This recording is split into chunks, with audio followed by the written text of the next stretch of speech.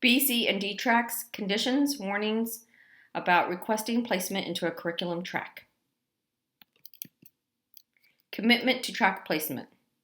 Once you have emailed me your request to be placed into a track, you are thereby committed to that track. So I will not switch you into a different track once you have requested a track. You also have to make sure that you put in your request by the deadline given during the availability window given in the FAQ section for track placement. One reason that I will not switch you from one track to another is because it makes things way too messy, and if you've already missed some assignments because you've been exempted from, then it's not really doable to switch tracks. But another major reason has to do with it would just be too time consuming for me, and I would get very confused about what's going on with your track. So again, once you email me your decision to be in a particular curriculum track, you are bound to the conditions, requirements, and whatnot within that track. Keep in mind that no one needs to request any track. You can make it A, B, C, or D without committing to any of the tracks. What you cannot do is request to be placed into a B, C, or D track and end up with an A in the course. If you're going for an A, you don't need to listen to this video nor the one that follows because track curriculum placement does not apply to you. Everyone is automatically on the default curriculum track.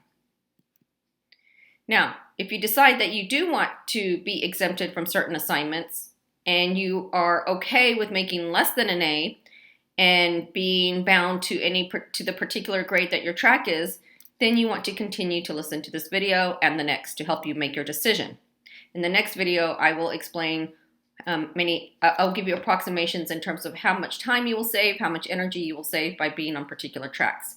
Right now, what I want to do is make some iterations about your grade relative to being placed in a track. So track placement does not guarantee any particular grade.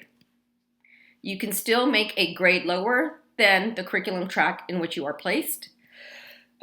You cannot make a higher grade than the curriculum track into which you are placed. And again, I don't place you in there. I don't make the decision.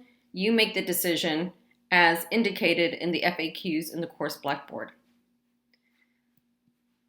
So let's go over your final course score should you choose to do the B track curriculum. Again, I'm not going to go over the actual curriculum and what you're exempted from and what are the pros about it. Rather, that will be handled in a different video. If your final course score, inclusive of any course bonus points and of course extra credit, is a whole number between and including the possible scores of 80 to 89, or 80 and 89, or 82 to 89, I will report that score.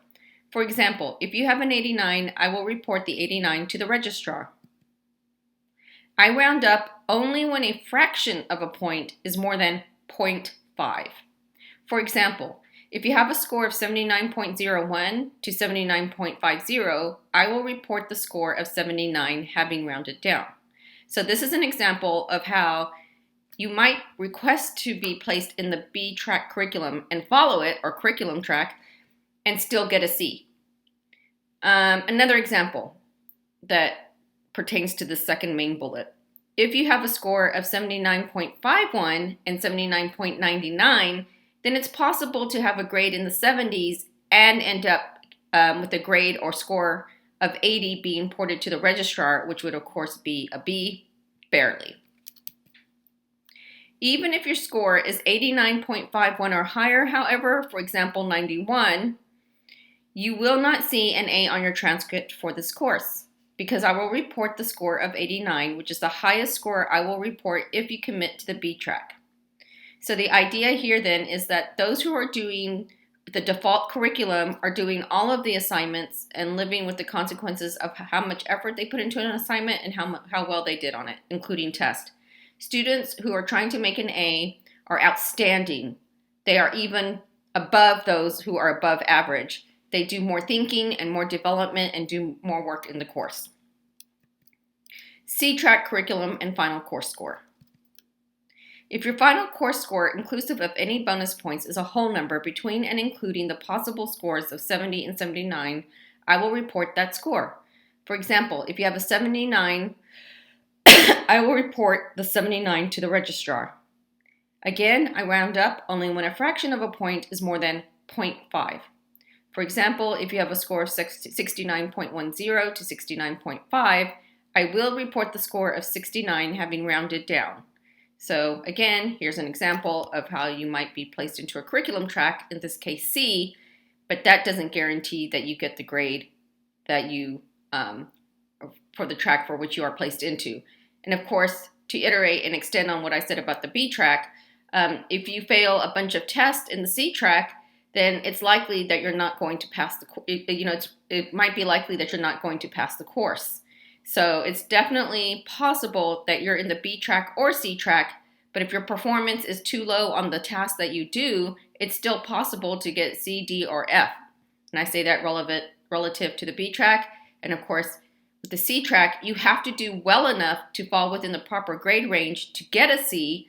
But if your performance is so low across the tasks that you do have to do, then it's still possible, even if you sign up for the C track, to make a D or an F.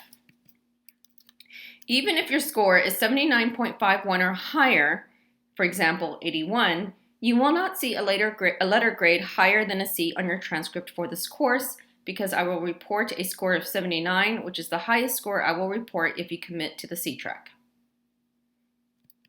And finally, the D track curriculum and final course score.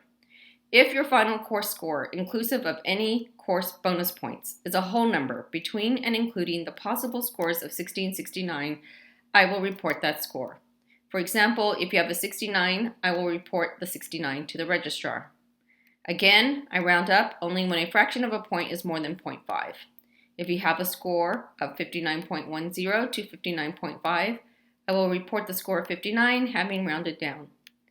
If you have a score of 59.51 to 59.99, I will report the score of 60, having rounded up.